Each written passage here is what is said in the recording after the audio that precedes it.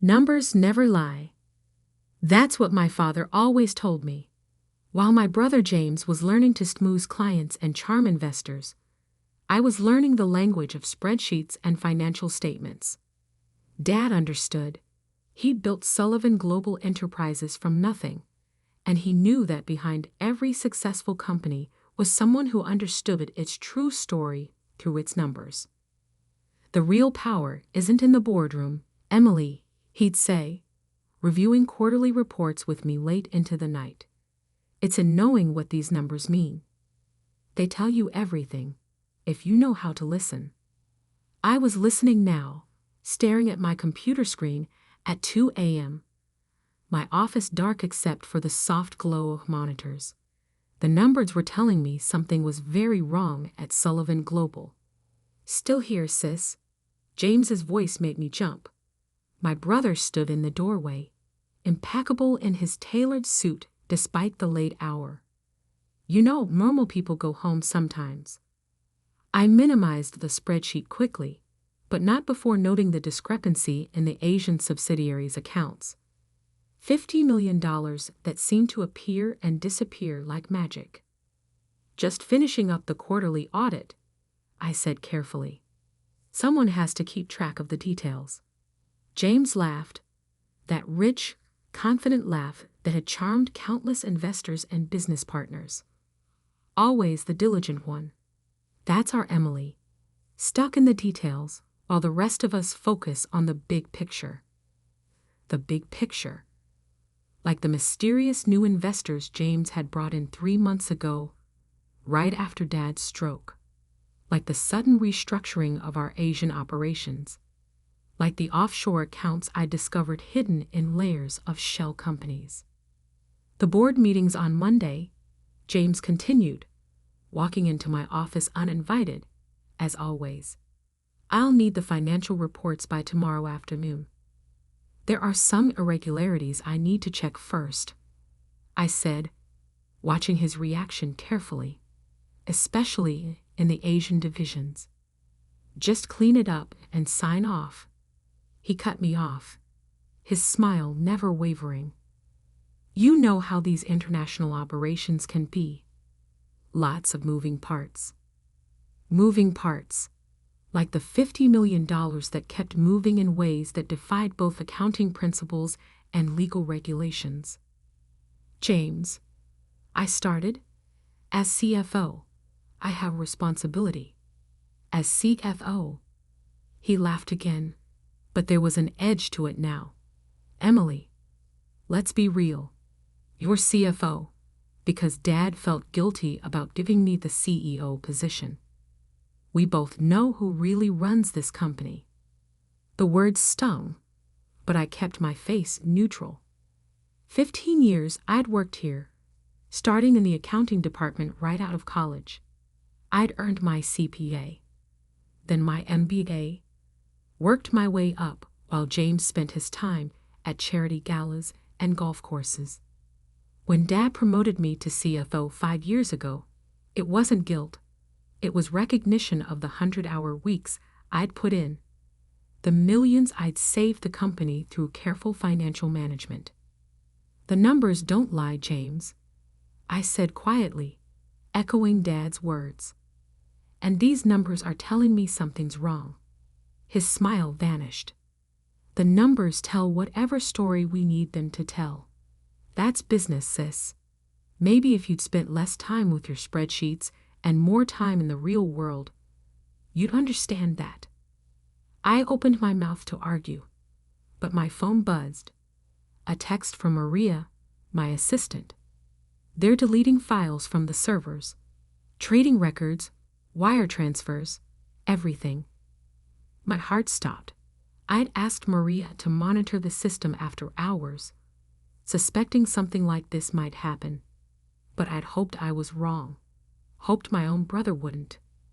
"I can't sign off on these reports," I said, standing up. "Not until I understand where this money is really going."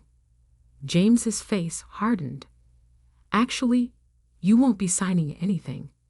He pulled an envelope from his jacket.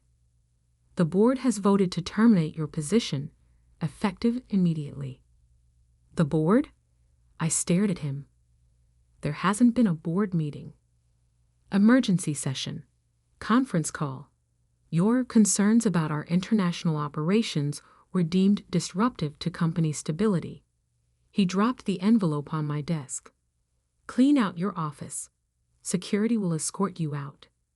You can't do this, I said, but even as the words left my mouth, I saw 2 security guards appear in the doorway.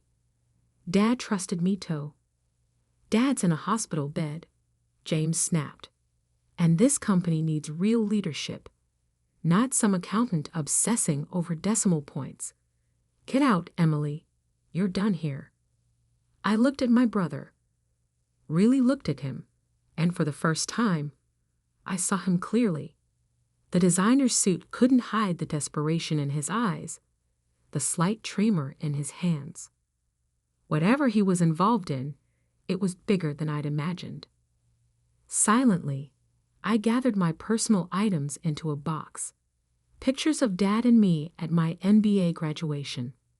The calculator he'd given me on my first day of work.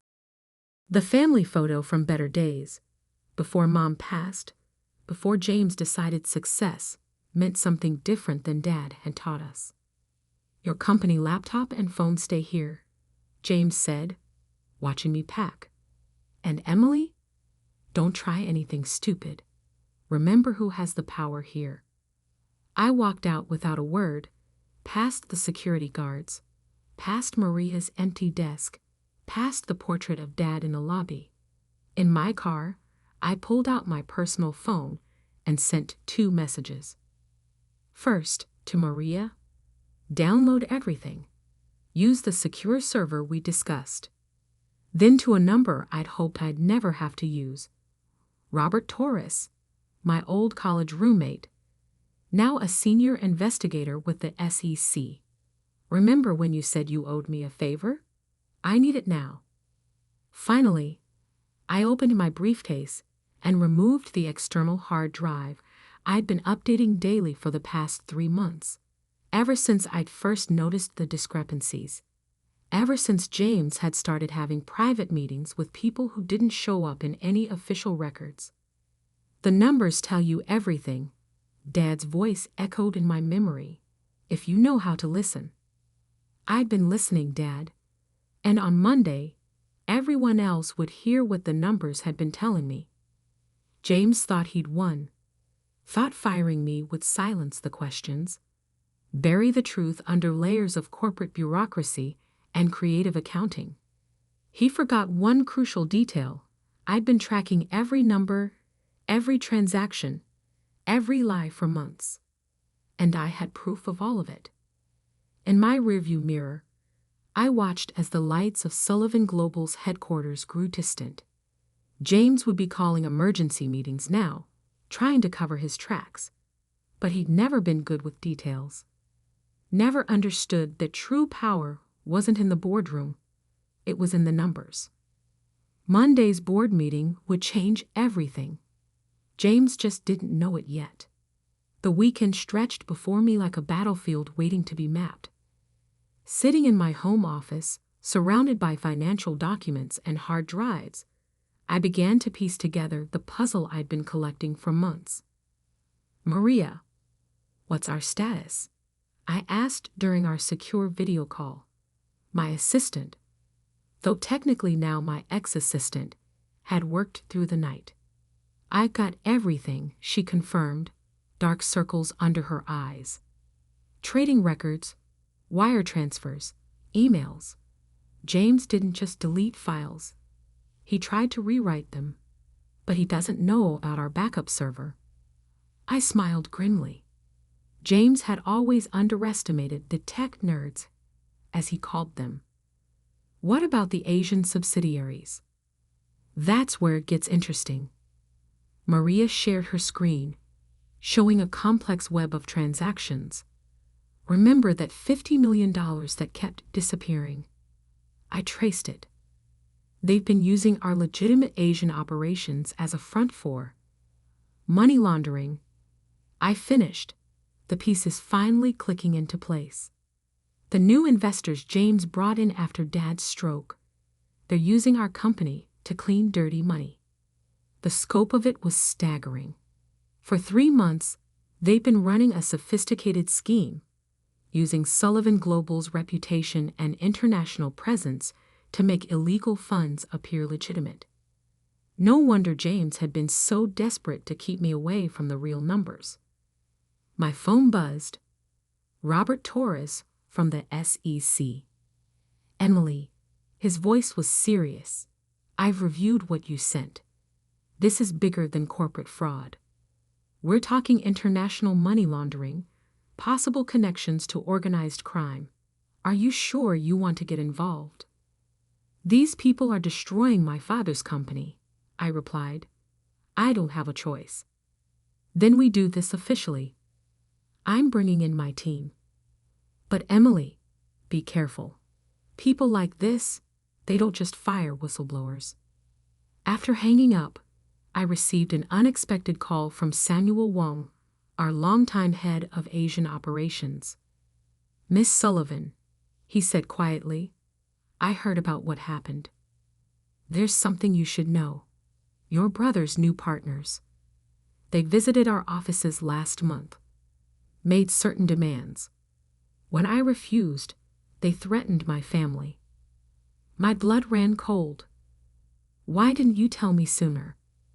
They were watching us, but now that you're out, I have documents, records of meetings, things they didn't know I kept. Send everything, securely, and Samuel, get your family somewhere safe. Throughout Saturday, more allies emerged. Junior accountants who'd noticed discrepancies but been afraid to speak up. It's staff who'd been ordered to modify records. Even our old family lawyer who'd resigned rather than sign off on suspicious documents.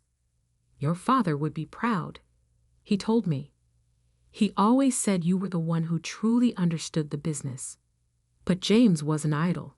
By Saturday evening, Maria reported that he'd called an emergency executive meeting.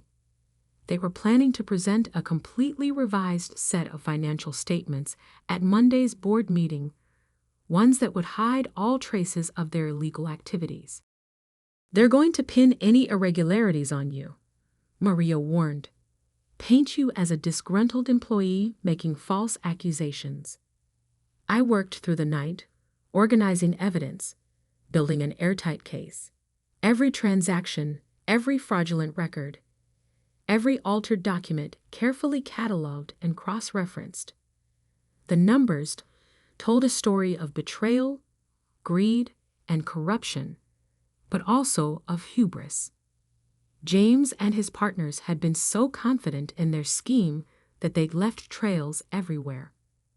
Sunday morning brought an unexpected visitor, Lisa Chen, one of our largest legitimate investors. Something felt wrong about the recent reports, she said, sitting in my living room. The numbers didn't add up. When I asked questions, your brother gave smooth answers, but no real explanations. And now I'm worried about my investment and about George Sullivan's legacy. Your father built this company on integrity, Emily. He trusted you to protect that.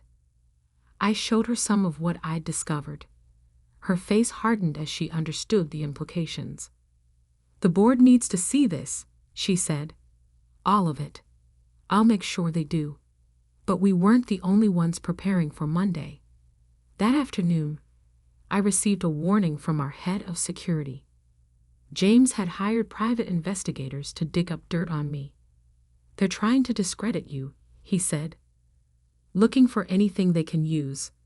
Bad investments, personal scandals, even old college photos. I almost laughed. Let them look. I'd spent my life focused on work, on learning the business, on making Dad proud.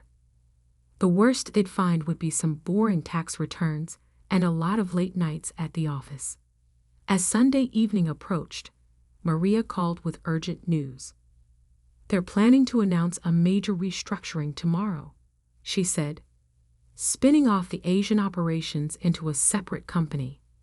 Once that happens, tracing the money will become almost impossible.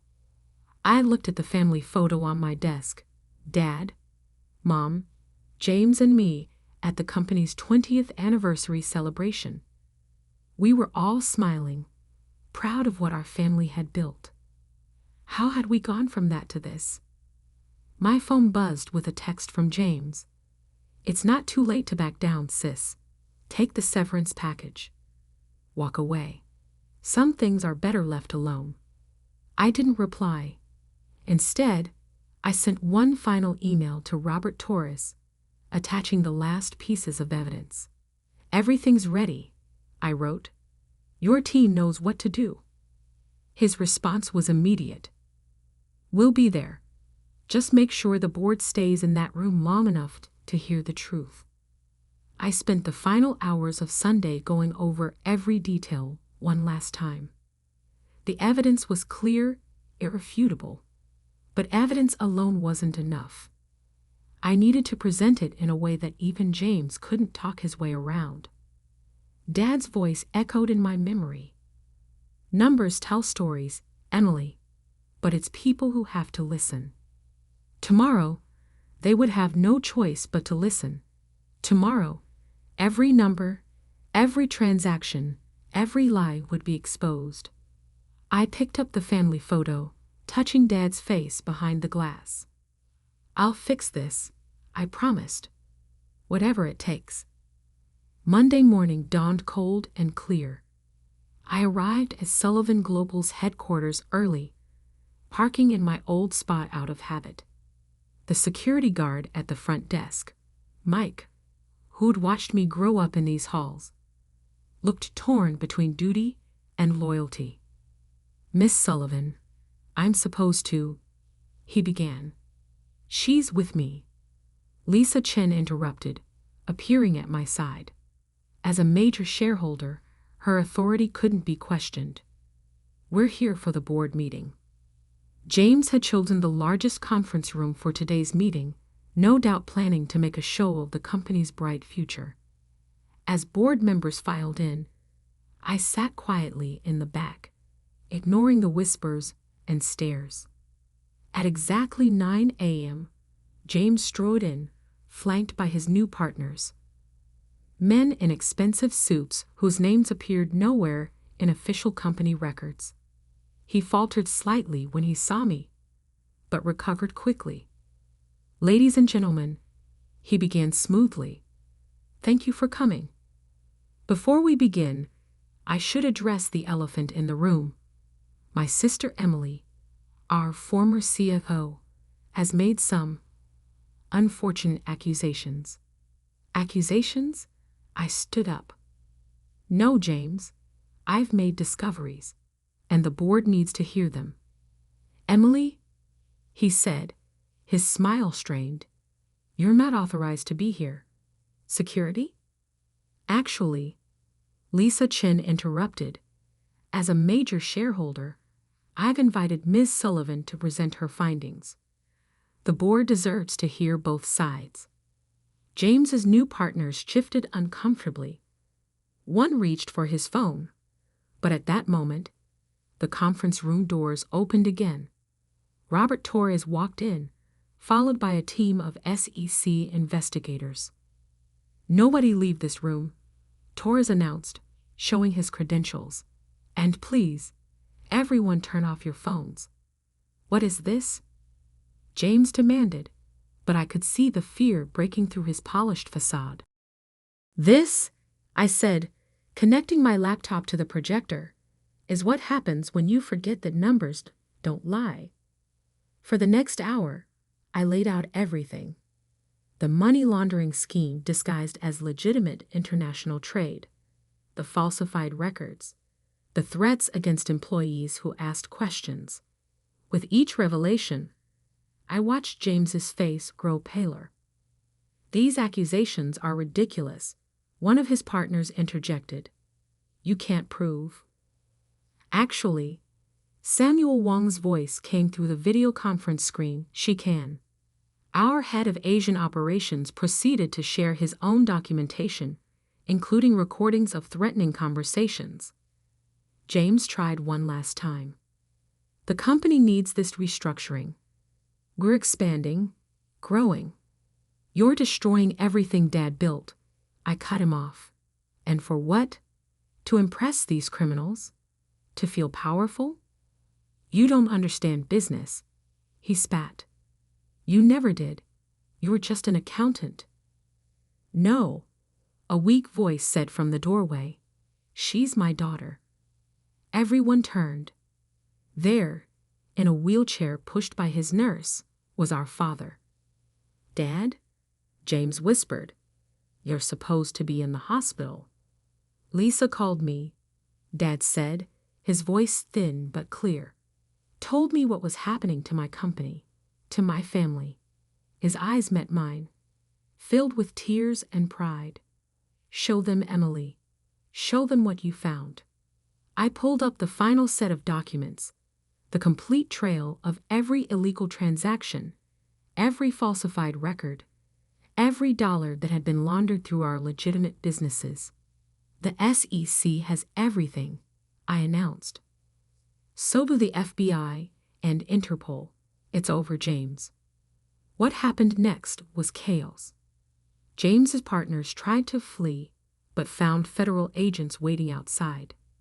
James himself seemed to collapse inward, his carefully constructed world crumbling around him. Dad, he pleaded, I was trying to make the company bigger better. You were trying to make yourself bigger, Dad corrected sadly. Emily understood what I've always taught. Success means nothing without integrity. The next few hours were a blur of federal agents, statements, and arrests. James and his partners were led out in handcuffs. The board voted immediately to remove him as CEO and freeze all suspicious operations. Then came the surprise. The company needs leadership it can trust, Dad announced to the board. Someone who understands both the numbers and the values this company was built on. He looked at me. Emily, will you take the position? I stared at him, then at the board members who were nodding in agreement. Dad, are you sure? He smiled. That warm, proud smile I remembered from childhood. I've never been more sure of anything. The aftermath was both easier and harder than I expected.